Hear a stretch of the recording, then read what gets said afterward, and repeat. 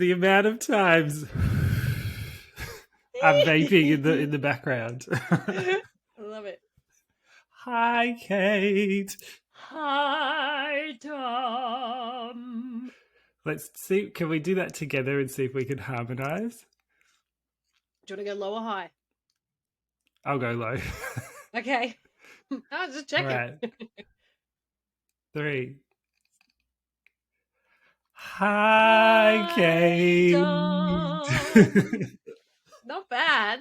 I went high. I had to go higher. I was trying to pitch the note on the fly. Singing was just never one of my talents. That's okay. You've got 946 others. Oh, don't know about that, but I'll take the compliment. Thank you. You're welcome. No problems. How have you been? I have been well. I'm going on year 7 camp tomorrow, so I'm looking forward to a good night's sleep in my own bed tonight, because no doubt it will be there will be a lack of sleep over the next couple of nights. Year 7, in the grand scheme of school camps, you know, year 7s, 8s, 9s, 10s, blah, blah, blah. Year 7, pretty good one, or? Yeah, definitely, because they're new and they're little and they're, yeah, I love the year 7s. They're great. So I'm looking forward to it. Oh, camp was always a good time. I love camp. Camp is a blast. Perfect place for a scary story. Ooh, I probably won't tell them the end part of this story, and you'll know why when I get to it, but I can tell them some stories, sure. So some of our PG stories. Well, before we do that, we should do a little housekeeping. Oh, actually, Kate, you have a good voice. You can sing. No, do you know what it is? I have the Maya Rudolph where I can imitate people. So yeah. Singing myself, if I was to have like my voice, no, but I can absolutely take the piss and try and do other people's voices, which that can help. All right. Well, quickly housekeeping, because I'm very raring and eager and potentially flaming to hear the end of your story. Stop it. No one's ever called me flaming before. As if. All right, folks, you know the drill. Kate and I have lots of funny stories and jokes and extra tidbits on all of our social channels. Instagram and TikTok are probably the two most fun. So go find us. It's shitten.bricks.podcast. And then, come find us. And then we also have a Patreon, which hopefully maybe this week, Kate, I don't know if you've got time. No, you'll be on camp, so you won't have time. Maybe next week. But probably not. Yeah. Next week, we're going to record. Maybe we'll even do 2 extra episodes because it's been a while since we've uploaded them. But we're going to do some bonus episodes, which you can get on our Patreon. So for an extra few bucks a month, whichever membership you can afford, you can help Kate and I keep the lights on and pay for all of this magic, mastery, wizardry. Please. And a shout out to Amy, who's one of our OG patrons, who upgraded her Patreon account this week. She was our first ever. No, she wasn't. Chelsea was our first ever. She was a very close second, though. Oof, yeah. Very close. But shout Amy, out to her, yes, and her beautiful puppy dogs as well. Oh my gosh, she has 3 black labs. I'm jealous. Yeah, they're so cute. They're so flipping cute. And she sent me the sweetest DM the other day, just wishing me the best of luck with my job search. So, oh, that's so nice. We love you, Amy. We love your part of our pod, and yeah, we just love your support too. Exactly. So come be one of our brickies. Again, shitten.bricks.podcast on Patreon. But last but not least, the most important thing for this year for Kate and I was to really up our reviews, ratings, reviews, all that from all of you. I mean, because Kate and I can give 5 stars all day long. 5 stars. We will give you 5-star service all day long. But if you can just spend that extra 10 seconds at the end of this episode and just whatever service that you're on, just quickly give us a quick rating review. Tell us what you think. 5 stars, please. And we love you. We love you. And that's pretty much it. No other news. Well, I decided that I'm going to talk a little bit more. I talked about. Yeah, that's right. I was talking about wildfires, the last episode that I did. If you've not listened to that episode, go on back and have a listen. So I said at the end of that episode, I wanted to talk a little bit more about fires, but today I have one of my classics, which is just a whole bunch of random stuff jammed into one episode. So I'm excited to share this with you. It is fire related. And more specifically, I'm going to talk about a few famous arsonists that have graced the planet. And because today's episode is episode number 69, I have entitled it Up Your Arson. That totally beats my ass joke that I was going to make. I mean, not that 69s are necessarily about your bum. They can be. I did some research about them, but I just thought, Up Your Arson, what a great title for an episode. So, just let's have some fun. Yeah, we're going to break tradition, and instead of calling it Wildfires number 2, we're just going to call it Up Your Arson. Up Your Arson. Well, I think that's good because this doesn't really touch. It's not, I wouldn't even really call it a part 2 necessarily, apart from the content's kind of fire related.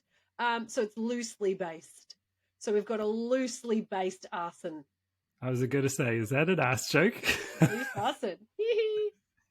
But what I did promise you, and I'm going to hit you with it now, is I told you I would find out a little bit about the ecological benefits of fire, because wildfires are important in the regeneration of lots of different things. So if you're not sure what, well, guess what? I'm going to tell you. Here we go. Sit down, get your number 2 pencil. Miss Wilkinson is going to educate. I'll wait. It's your lunchtime, guys. It's fine. No, wait for the bell. I don't need to be anywhere. I'll be here. Excuse me, the bell does not excuse you. I do. So I'll have you standing behind your chairs, please. Thank you. Oh, that's my teacher voice. I try not to use it very often because I'm an imposter. I talk like that. Get your pencils out, because while a wildfire refers to unintentional or uncontrolled fire, the term wildland fire is broader, and it includes fires purposefully set as part of prescribed burns. So we were talking about controlled burns. Dom, you were talking about those in our wildfires as well. Now, whilst all fires have the potential to become dangerous to property and life, prescribed or controlled burns are planned extensively and performed with tight safety parameters. Humans have been performing such burns for thousands of years and for multiple reasons. But today, they're mainly used to promote ecological health and to prevent larger, more damaging, uncontrolled fires.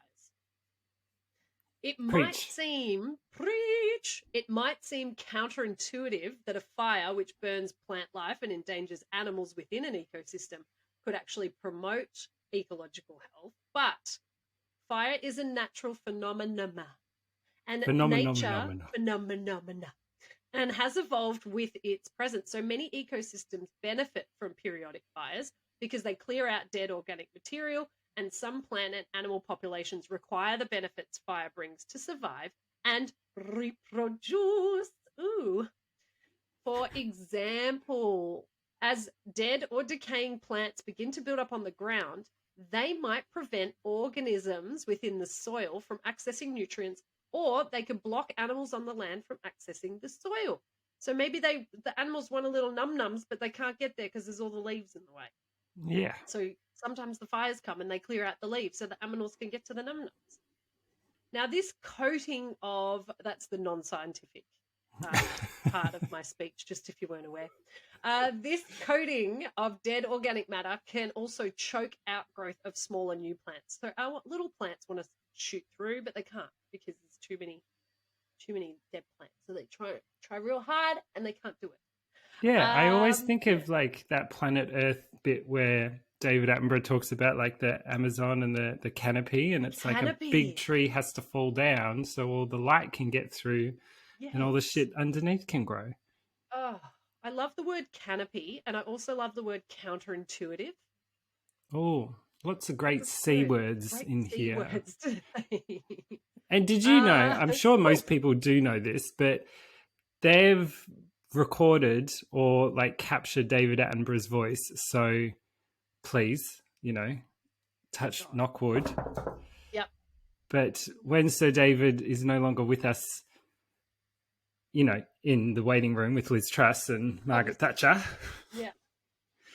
they're going to be able to still use his voice to like do whatever, which is A, kind of God. scary, but B, kind of cool. Yeah. Yeah. I mean, it's fair. He's the voice of the planet. Yeah. I think so. You are the voice of the planet. So You're the as voice, David try and Attenborough, understand it. you're the voice of our planet. Yes. Now, when humans perform a prescribed burn, the goal is to remove that layer so that then the healthy parts of the ecosystem thrive. Moreover, oh, who can tell I copy pasted? Me. Nutrients released from the burned material, which includes dead plants and animals, oops, Aussie, but they return more quickly into the soil than if they decayed slowly over time. So in this way, fire increases soil fertility, a benefit that has been exploited by farmers for centuries. So when you put a bit of cow manure in your plants, your lime tree grows gooder, and then you got better limes. So this fire's doing the same thing. I don't know what it's got to do with limes, but whatever. Stick with me, folks. Here's the cycle. Do you know what it is? I have a lime tree. Sorry, sidebar. Again, please stay with me. I have a lime tree that I've had for 3.5 years. Not once has it produced a lime, and it just keeps growing bigger and bigger and bigger until, and I have to whisper this part because I don't want it to hear, but there is one lime growing, and it's the biggest one I've ever seen so far. But I don't want to speak too loudly so as to frighten it off the tree and have it plonk on the ground, and then I'll be depressed for days. I put cow manure into the lime tree plant the other day in the hopes that that's going to assist. So I was increasing my soil fertility the same way that fire does that in forests. I was going to say, I wouldn't recommend burning it just yet, Kate. We're not up yet. to that. Not yet? Okay. Let me know when we're there. If I lose this lime, I just don't know what I'll do. I'll be beside myself. Now, in addition to soil fertility, several plants actually require fire to move along their life cycles. For example, seeds from many pine tree species, they're enclosed inside pine cones, and they're very hard. So they can't actually, like, the wind doesn't do anything, the rain doesn't do anything. The fire needs to burn that outer shell so that then the seeds can come out. Other trees and plants and flowers, like certain types of lilies, also require fire for seed germination. Oh. So, there you go. That's the 411 on the ecological benefits of fire. It doesn't mean that they're, the wildfires and the uncontrolled burns are ideal, but it does help in an ecological sense. There's nothing like, and I've seen this many a time, driving through, and pretty much anyone in Australia that drives anywhere, you'll drive through and you will see when the last bushfire has gone through the area, because there's still just black marks everywhere, especially on the tree trunks. But a week or two, maybe 3, maybe even a month after a bushfire has ravaged an area, there is something quite stunningly beautiful about seeing the just greenest of green pop through on the blackest of black background. And it's like all these things are sprouting up and shooting up, and you're like, how the hell could anything survive? Yep. But it's really quite beautiful. I actually painted a whole series of paintings on bushfire, ravaged landscapes, because just the colour's so vibrant. Anyway, do you have pictures of them? You should pop them on our socials. Oh, they're kind of shit. It was when I was still studying, so. Oh, okay. Yeah. Back when Dom was learning. Yes. All right. Now that is one of our educational portions of today's episode. And I thought, we are a podcast about talking about things that scare you. Okay? So why don't I go ahead and talk about what it feels like to be burned? Did you want me to go ahead and talk about that, Dom? Yeah, let's do it, but let's steel ourselves and warn people. Yeah. Okay, yeah, so I'm going to talk about, it's pretty gross, guys. It's what you would imagine. I'm just going to dive in. I'm going to Do talk it. about how it feels to get burned. So here we go. Firstly, if you're set on fire or you're around fire or you're in fire, all very bad situations, to be perfectly honest with you, get yourself out. Secondly, a fire will first burn and peel away the epidermis, the thin outer layer of skin. Woo! After about 5 minutes under a flame, the thicker layer of skin, the dermis, it shrinks and then it splits open, and then fat begins to leak out. So that's cute. Ooh. Then muscles in your body will also begin to contract, which is why burnt bodies, such as the ones found in Pompeii, are described as taking on a boxer pose. Yes. The lungs inhale smoke from the blaze, and then the respiratory system begins to fail. So you'll start to suffocate as your muscles are contracting and your, leaky muscles are leaking. Even if a person survives severe burns, the lungs can actually then fill with fluid, which can lead to suffocation also. So if you're not suffocating from the inhaled smoke, you're probably suffocating from the fluid that's filling up your lungs. Mm-hmm. Although burning to death is considered one of the most painful ways to die, there is an end to the pain. Thank God. I'm going to say immolation. So that's Yep. burning someone to death. Is that correct? Yes. It's the most painful in the very beginning as the skin begins to burn. But once the skin and its nerve endings burn away, the body feels more or less like there's nothing going on at all. Can't really feel anything. Yeah. That being said, the relatively quick process of burning through flesh is still excruciating, I can imagine.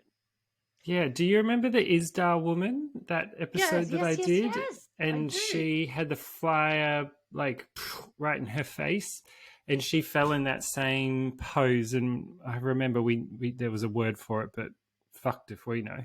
Yeah, can remember. That was years ago. But yeah, that's the exact same sort of thing when you freeze into a position because your muscles are spasming. Yeah. Now, when the temperature of the human body rises above 105 degrees Fahrenheit, so 40-ish degrees Celsius, enzymes in the body are no longer able to function properly. This extreme change in body temperature can lead to a major organ failure as well as shock. So there's a whole bunch of things that are going to happen before you really cark it, to be honest. Yeah. The human body usually takes, no, it's not. But the human body usually takes 2 to 3 hours to fully burn in extreme heat. And even after a body is burned at such an extreme temperature, like we're talking over 1,000 degrees Fahrenheit, what is that? It's like how many is that in Celsius? Let me look it up for you, darling. It'd be like 500-ish, I think. But even after the body's burned at such an extreme temperature, as in the cremation process, a skeleton is still usually left behind. In modern cremation, the skeleton goes through a machine called a cremulator. Whoa. The cremulator. Coming 537 degrees. Okay, Cells, there you go. Oof. So the cremulator, it turns the bones to ash. The ash from skin, organs, and other body tissues typically weighs 3 to 9 pounds. So a few kilos. Stories of spontaneous human combustion date back to the mid-18th century, but there's little to no scientific explanation for the alleged phenomena.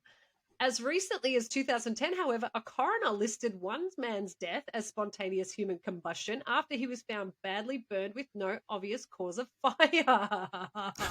Why am I doing this episode on anything else but this human combustion? What a fool. I've missed such a moment. Now, that said, guys, relax, because the possibility of spontaneous human combustion is usually seen as an urban legend at most. So please don't leave this episode fearing spontaneous human combustion, because you're going to be all right. Of all of the things that could happen to you, I think that's lower on the list. Would you prefer? Well, it depends if you worked at you worked as a fireman or a crematorium. Oh, yeah, the cremulator. I want to get that as a Christmas toy. Actually, that would have been a great wrestlers name, or Yeah. even someone in, a superhero franchise that shall not be named because they're not sponsoring us.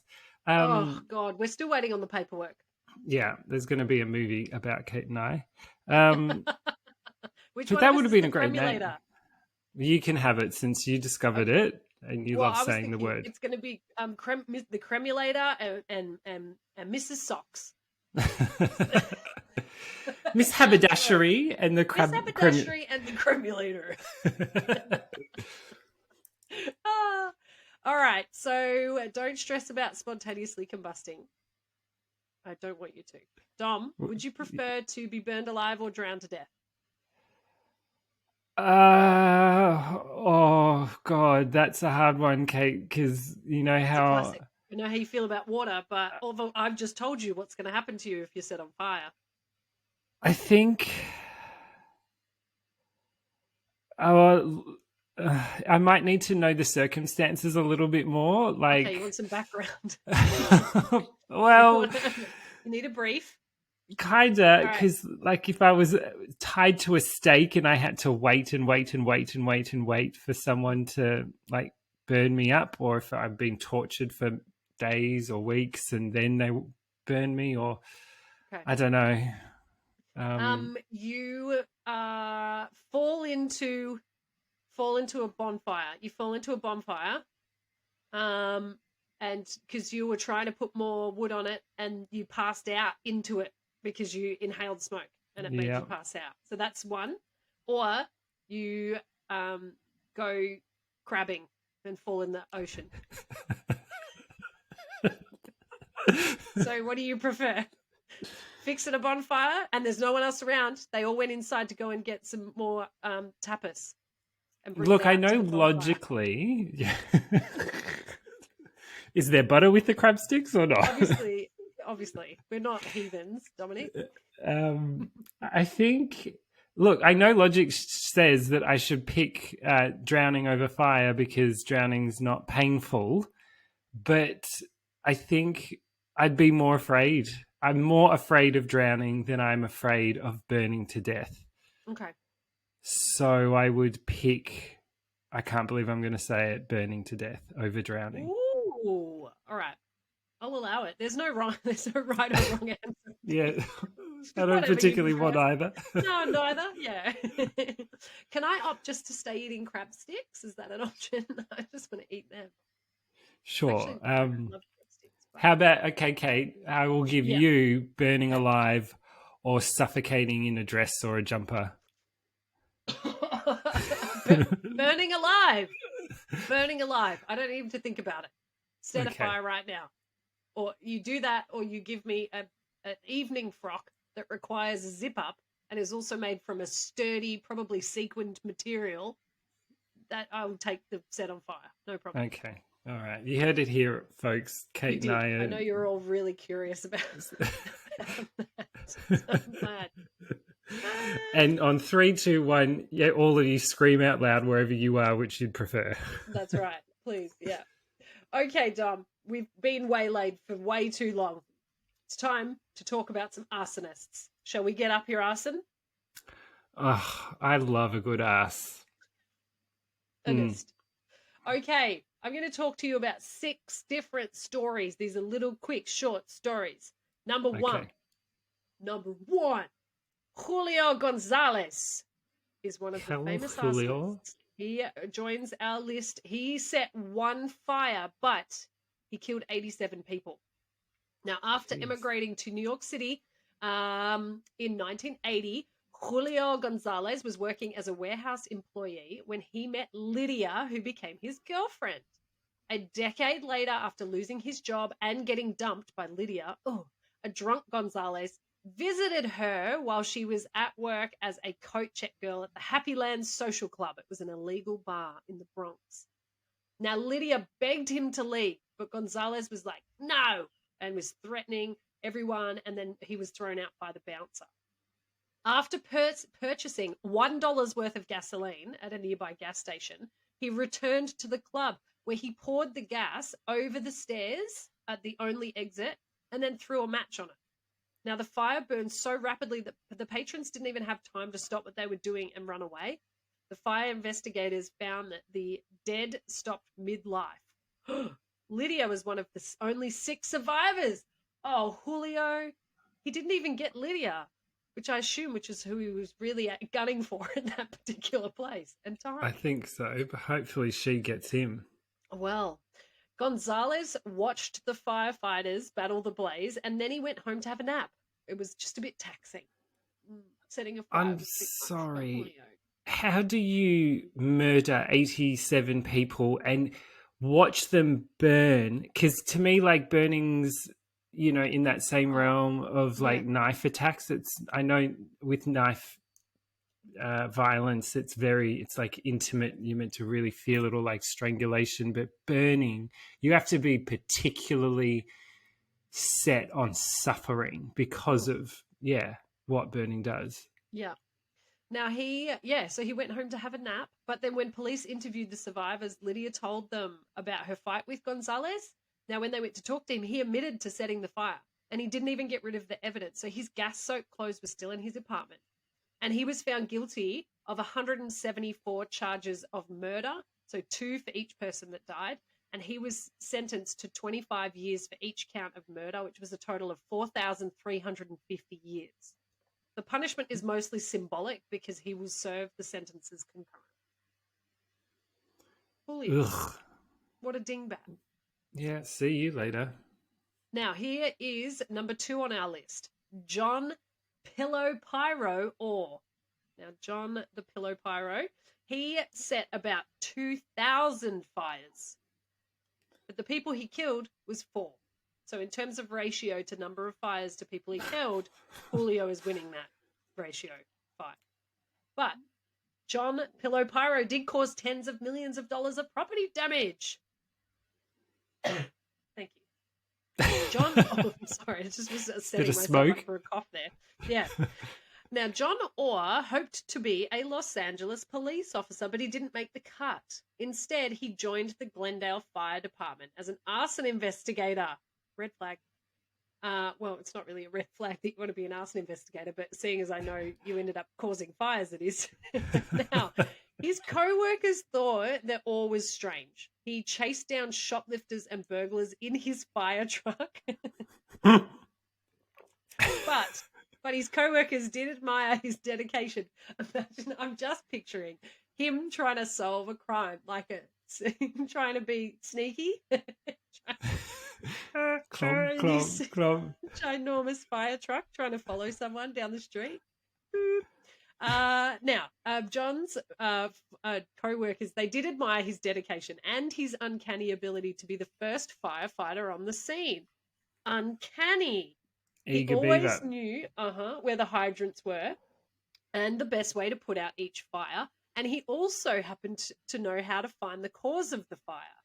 His colleagues never suspected that Orr was the man that they dubbed the Pillow Pyro. Orr used the same incendiary device for all of his blazes. He uses a cigarette which is attached to a book of matches wrapped in paper with a cotton bedding. So like a little pillow. That's why he's the Pillow Pyro. Oh, yeah. And then it was secured with a rubber band. So the cigarette would burn down and then the matches would ignite the paper and the little bed. In 1984, a fire set at a local hardware store killed 4 people, including a 2-year-old. Oh, no. And it destroyed the building and nearby establishments. That's horrendous. Now, John Orr's capture. During an arson investigators conference in Bakersfield, California in January 1987, several suspicious fires broke out. At one of the fires, investigators found a single fingerprint on a piece of notebook paper. 2 years later, during another fire investigators conference in Pacific Grove, an outbreak of small fires occurred. Bakersfield arson investigator compared the participants at both conferences and found that 10 people attended both. By 1991, the investigators formed the Pillow Pyro Task Force. Oh, guys, can we get in here? We need to come up with another name for a task force. Can we? Let's get the whole building in here. It's going to be a tough one to come up with this name. The Duna Gather in. detectives. The Duna detectives. So they've got the Pillow Pyro Task Force, and they published a profile noting that the suspect was most likely an arson investigator from the greater Los Angeles area. The fingerprint found at the first conference was compared to those of the 10 attendees of both conferences, and it matched John Orr's fingerprint. When he was arrested in November 1991, police found cigarettes, rubber bands, and binoculars. His literary aspirations contributed to his downfall, so he wrote a manuscript called Point of Origin, describing a fireman who was an arsonist. Can I give you a hot tip, listeners? Dominic, Here we go. I'm just going to give you a hot tip. Okay. 101. If you would like to commit some crimes, firstly, I would second guess that. Okay. The next thing is don't write a manuscript about it, clearly identifying you as the lead character who commits these crimes. That's my piece of advice. That's all I can give you for today, but at least it's a solid nugget. I got one more for you, Kate. Hit me. Don't Google how to ... Like, if you're having these impure thoughts, these destructive, unhealthy, vicious, violent thoughts, seek help. How to help someone who has ... But don't Google how to thinking about. Yeah. Yeah. I like it. So there you go, folks. Don't think we don't give you anything, because in return for you giving us 5 stars and joining our Patreon, we'll give you hot tips for life. Hot tips. Hot tips. In this manuscript, we've gone off the rails. John Orr was, writing really detailed information. So, for example, he wrote, "To Aaron, the smoke was beautiful, causing his heart rate to quicken and his breath to become shallow in gasps. He was trying to control his outward appearance and look normal to anyone around him. He relaxed." Oh, gross. Well, I don't want to even read that. He relaxed. This is turning sexual. Yeah, because the next words are partially stroked his erection watching the fire. So he got turned on by it. Ew. Now, Orr is serving life plus 20 years for arson and the 4 murders. I'd love to do that as a judge. I'd be like, do you know what? Life in prison plus 20. Get him out of here. Just plus another 10. Maybe, do you know what? Make it 35. Plus 35. Goodbye. And you can never go near fire again. Correct. You'll never see it. We'll never let you see it. Okay, number 3 on our list. I have Raymond Lee Euler. Now, Raymond set 24 fires and he killed 5 people. So, also not great. He did also, none of these are great. It goes without saying. But he also destroyed over 40,000 acres of land, and that amounted to more than $9 million in damages. So the story of Raymond Lee Euler. He was a 36-year-old dim-witted mechanic in Riverdale. His own lawyer characterized him as dopey. He trained for 3 months to become a volunteer firefighter, but he quit. Yet his love affair continued. He began starting small fires, but minor blazes weren't enough, and he became obsessed with lighting a mountain on fire. He started more and more fires by attaching a Marlboro cigarette to a pack of matches. He's got the same kind of MO, but he placing it in the brush and lighting the cigarette. After bragging to his girlfriend about his fires, that's another tip, stop bragging about it, you dickhead. She threatened to leave him if he didn't stop, so he quit for 6 months, and then he started again. In October 2006, investigators say Euler placed his trademark incendiary device in a gully near Esperanza Avenue in Cabazon. The Santa Ana winds fed the fire, and it spread at speeds of up to 40 miles an hour, with flames leaping more than 100 feet into the air. The 1,300-degree fire melted guardrails along Highway 243. A truck driver testified to say that he saw Euler at a gas station in Banning watching the fire, and he claims that Euler said, "The fire is happening just the way I thought it would." A wave Oh, of that's fire. Oh, it's creepy. Rolled over the fire over 5 firefighters as they tried to save a house from the blaze, and all 5 of them died. That's horrendous. ugh. Yeah, jail. Off you trot. Yeah. You're done. Now, his capture, a $500,000 reward was offered for any information related to the Esperanza blaze.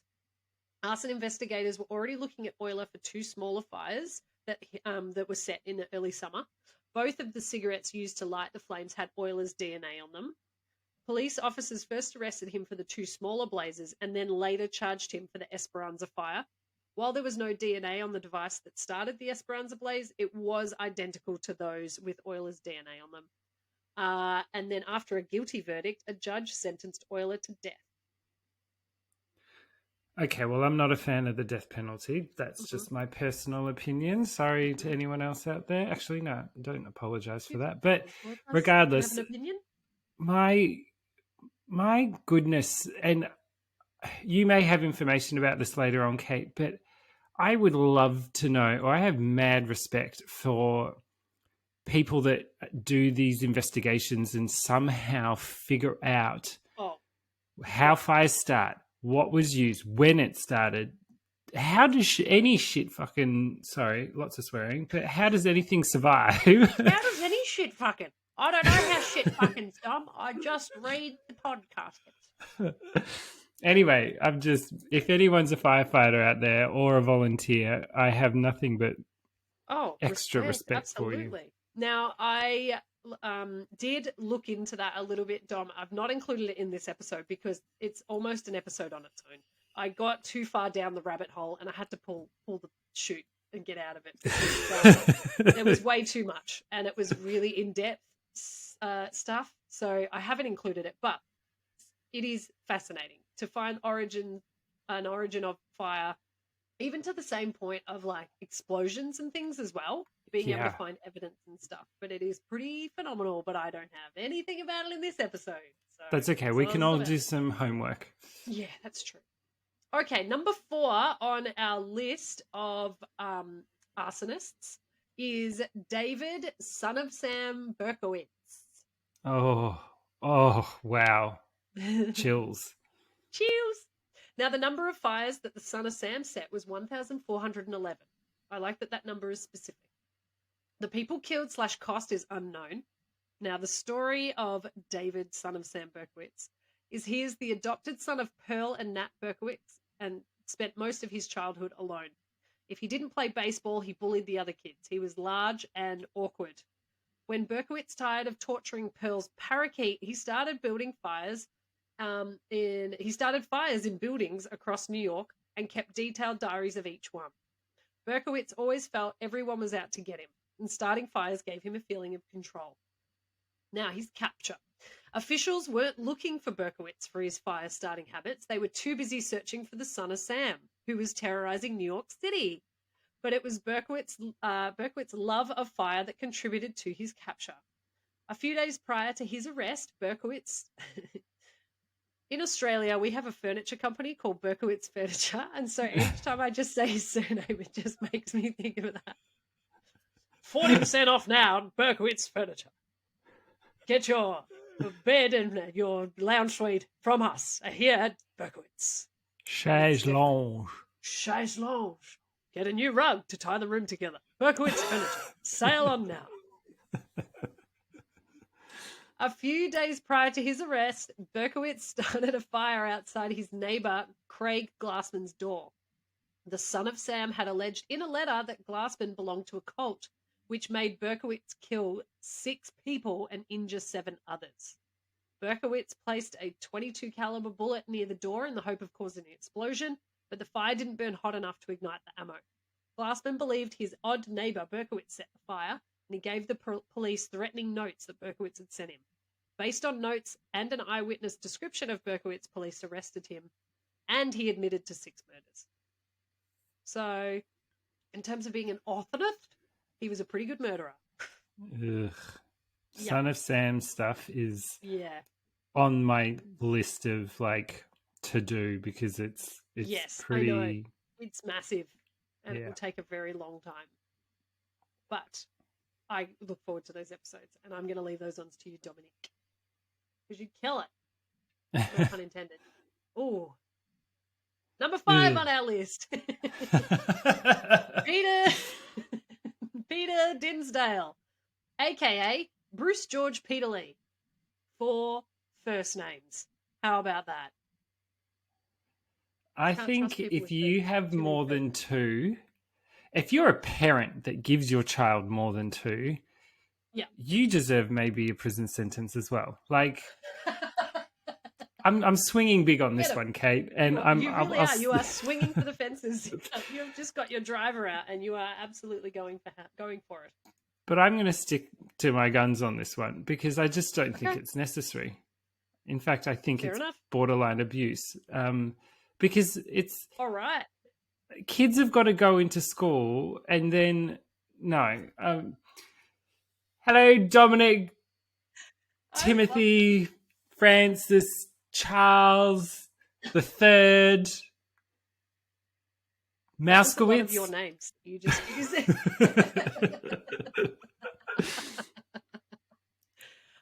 Kids now Bruce, set up for bullying.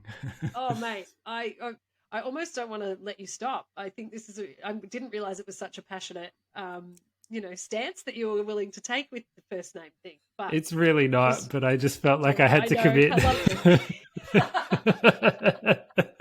I mean, you led with prison sentence, so I don't think you could have backed up. How do you really feel? Tell me about Peter Bruce. Dinsdale, a.k.a. Bruce George Peterlee. Now, he set more than 30 fires, and 26 people died in 11 of those fires. So he set a few and killed a few peeps. Now, when Peter Dinsdale was just 12 years old, he went to the house of a classmate, 6-year-old Richard Allerington in Hull, England. He arrived before 7 a.m. Now, Dinsdale poured paraffin in a window and tossed a match into the house. So paraffin, I'm assuming, is a lighter fluid. Dom, can you please Google that for me? I feel like I know it. Do you know it anyway? Is that Now the Alleringtons woke and they rushed 5 of their 6 children from the burning house. Richard, who was physically handicapped, didn't make it out.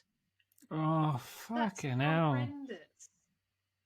He was only 6-year-old. Now, the Allerington fire was one of many fatal fires that Dinsdale set from 1973 to 1979. Dinsdale was a pathetic case. Didn't pull any punches. His mother worked as a prostitute and neglected him because she disliked his freakish appearance and epileptic fits. Wow. This is a heavy description. Okay.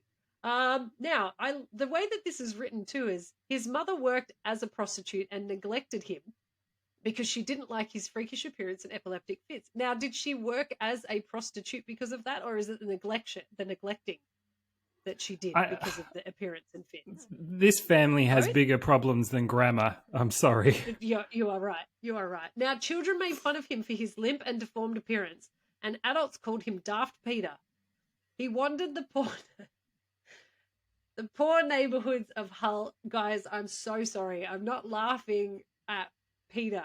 What's happening is inside of my head, and I have no control over that. So I'm terribly sorry for my sniggering. I just can't believe, like, it's not just that story. I think there was 1 or 2 stories before where people are just so blatantly like, oh, he was dopey and daft and dim-witted and stupid. I'm like, how about we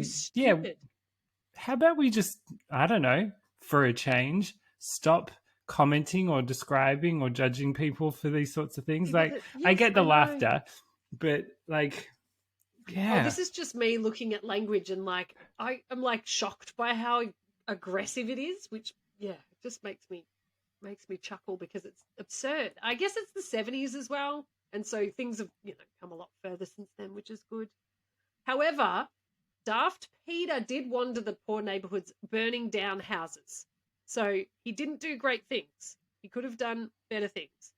At 9, he burned down a lumberyard and a shopping district. He claimed to have started a fire in a nursing home that killed 11 men, but that was later deemed accidental. Why would you admit to doing that for to kill 11 people?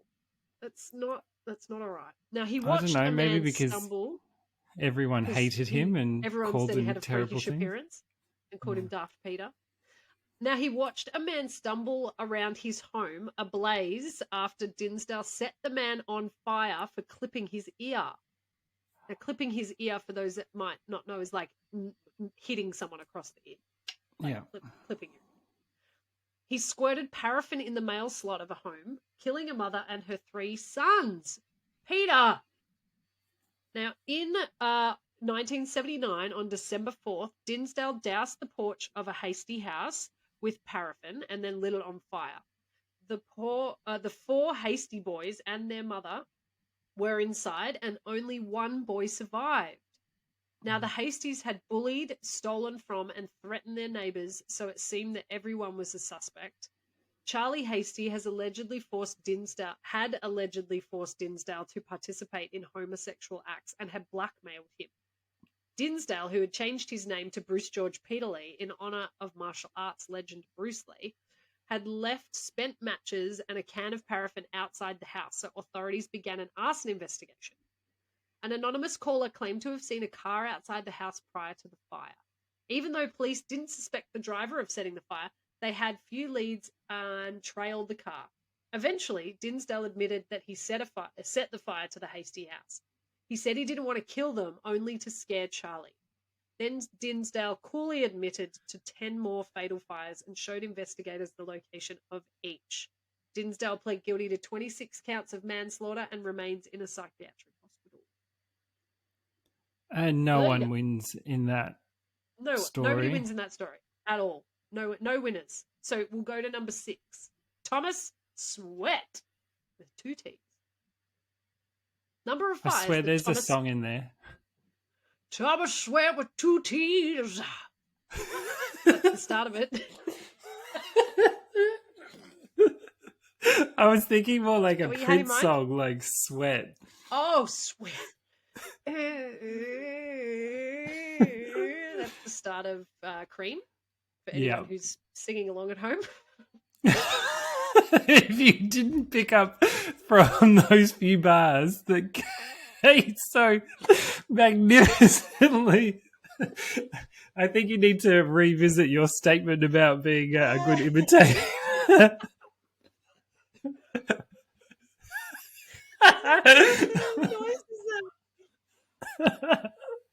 Sorry, Prince. Okay, sorry, Prince. So Thomas Sweat, 2 T's. He set more than 350 fires. Sorry, before I talk about the people that were killed, I'm just going to collect myself. So he set more than 350 fires, and it was confirmed that 2 people had died, but as many as 5 people had died. So confirmed 2. Now, he caused millions of dollars worth of damage. Okay, here's the story of Thomas Sweat, 2 T's. When Thomas Sweat saw an attractive man, he would follow him home. But instead of talking to the object of his affection, Sweat would set fire to the man's house or car. Now, in terms of dating, I know that I can, you can get tips from people, okay? I'm probably not going to take that one as a strong move. Would you agree, Dom, or should I consider it? No. I think there's enough other fish in the proverbial sea. Okay.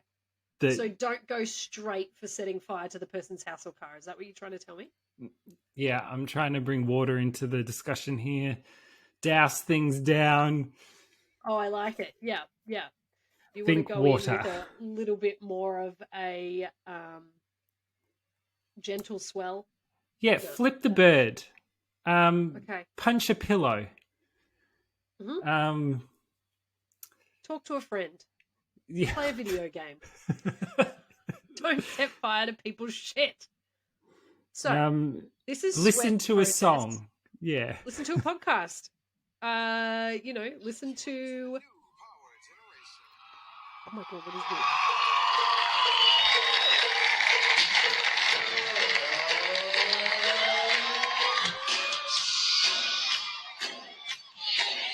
I don't hear the difference.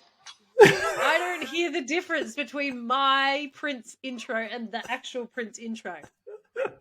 Can you please do me a favor, Dom? Right, like in your editing, I'm going to put some work on you, and not that you already do all of the work. But here's another little thing: if you could go back and if you can clip my intro and the intro of the Prince song, see if you can put them together. You won't be able to tell the difference. I can That's definitely do that. Sorry to derail you even further, No, Kate. that's fine. Let's get back to Thomas Sweat 2Ts. Now, he set fire to the attractive men's cars or houses, and for more than 30 years, Sweat set hundreds of fires in the metro Washington, D.C. area. Sweat often tossed incendiary devices into police cars and then watched them burn. Each time he set a fire, he used a similar gadget. Okay, it's slightly different to the cigarette matchbook. He would fill a milk jug with gasoline and plug the opening with a piece of clothing that served as a wick. So a really aggressive Molotov cocktail. The wick burned in the plastic for more than 20 minutes, and after the fire consumed the container, gas fumes escaped and caught fire. In 2 different fires, elderly women were unable to escape and later died. So they were the 2 confirmed cases. Oof. Now, the capture of Thomas Sweat 2Ts. At the scene of a fire in Arlington, Virginia in December 2004, officials found a pair of pants from a Marine dress uniform. They retrieved DNA from the pants, which matched mystery DNA that investigators had obtained from a strand of hair and wicks from 3 incendiary devices found at other fires. Sweat often used his own clothing as wicks. That's another tip. So, don't use your own clothes as a wick. Essentially, they caught him because of a pube. Pretty much. Yeah, cool. That's what it is. Yep, it is. Sentenced by pube. Now, when investigators visited a Marine base in southeast Washington, Naval Criminal Investigation Services, the NCIS, Leroy Jethro Gibbs himself mentioned that the car often sat outside the base while the driver stared at the Marines. NCIS felt that this man was responsible for several car fires on the base, but they didn't have proof. Where's Jethro? And the fires had suddenly stopped. For weeks, the police tailed Sweat before asking him for a DNA sample. They're just following him, just like, excuse me, mate, we've actually been following you for a few weeks. Is there any chance you could give us some DNA? That's my impression of that particular police person. Now, he voluntarily gave his DNA. What a ding-dong. Yep. Because police matched his DNA to the dress pants and the DNA found at the 3 fires. Sweat with 2 Ts pled guilty to the fires in D.C., Virginia and Maryland and is serving a life sentence in a federale prison. Yep. See you later. Hot diggity dog. Tommy Sweat, as I live and breathe. With 2 Ts. Tommy Sweat, 2 Ts. Now, because I wanted to go through this story and give you some quick little tidbitty bits and pieces, those are my arsonist stories. I need to leave you with a pop culture reference. Do you want one? Bring it. I need it. Fill me up with pop culture. Okay, pop culture. I did not like where that was going at one little bit. Pop culture. The pop culture reference of the week is the film Backdraft. Have you seen it, Dom? No, I haven't. Oh my gosh. Okay, Backdraft is a film of 2 Chicago firefighter brothers who don't get along, but they have to work together when a dangerous arsonist is on the loose. Ooh. This was directed it was directed by Ron Howard. It was released in 1991, and it starred a string of famous actors, including Kurt Russell, William Baldwin, Scott Glenn, Jennifer Jason Leigh, Rebecca De Mornay, Donald Sutherland, Robert De Niro, unbelievable, and J.T. Walsh. I don't know who the last one is, but that's okay. Here's a couple of facts about Backdraft. Number 1, there's a Backdraft ride at Universal Studios, or at least there was when I was there 500 years ago. And if you go on the Jurassic Park ride, which you get like soaking wet, Backdraft is just across the way. So if you stand outside that, heat stuff comes and you dry your clothes real fast. Oh, good. Yeah. Good tip. Good to know. Now, couple of facts about this movie before I wrap up. William Baldwin and Kurt Russell went to a firefighter boot camp to learn the ropes. Good for them. Yep. And Scott Glenn was actually set on fire for one scene. Horrible. He was coated in layers of fireproof clothing and special gel for his skin so he wouldn't get burned. No amount of fireproof clothing or special gel I'm no fire for me. I'll do it. I'll totally do it. You do it? Okay. Can you be my stunt double? Sure, but don't ask me to drown myself for a movie. Oh, okay. I'll take that off the list. Titanic 2 Now- is off, Dobbs. It's off the list. Lizzie, can you scratch that? Titanic 2. Nah, he doesn't want to do it. No, I know we were going to ask after. Just cross it off the list. Now, here is my favourite fact about Backdraft. It is not the most popular fire film, which is a shock. It made $152.4 million, which is a great, amount of money. It was released in 1991, and it was the highest grossing film about firefighters until 2007, when it was beaten by another, which, oh gosh, it'd have to be just a classic firefighting film. Dom, could you ever guess what it is? 16 Candles? It was. It is not 16 Candles, although that's a really close guess. It was actually beaten by I Now Pronounce You Chuck and Larry, which is an Adam Sandler, Kevin James movie that is about them pretending to be in a relationship with each other. But how has that got fires? Because Kevin James plays a firefighter.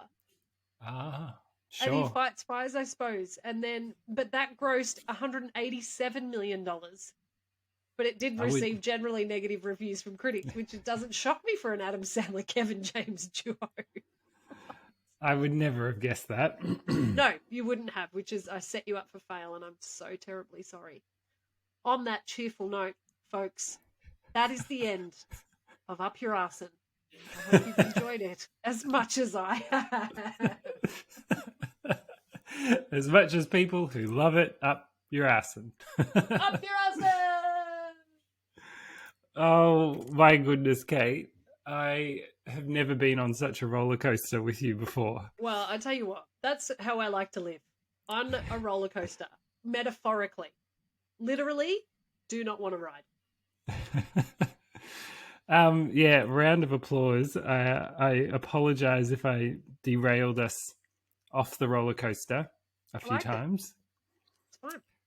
But never apologize. That's what makes us so funny. I think I'm going to have to. How about we do a special Patreon episode, a Brick in It episode on Backdraft? Yep. Since I've never seen it, and we will do another one next week. Well, we won't record them this week, but we'll do another extra one the following week as well. When I wrap up Ivan Milat number 2. The Milat sequel. Yeah, and you have to tune in for this because one of our amazing regular listeners actually has a first-hand account story to tell. That's amazing. Oh, I can't wait. Yeah, it's pretty freaky. Oh, we're gonna have the best time. Okay, let's go so that then people can just be excited and for our next episode. Hey, listeners, guess what? Bloody love you. Bloody love you a lot. Love you too. Don't forget to rate and review us. Please, 5 stars. I promise to delete that creepy I love you confession. See you, bye. Everyone. 5 stars.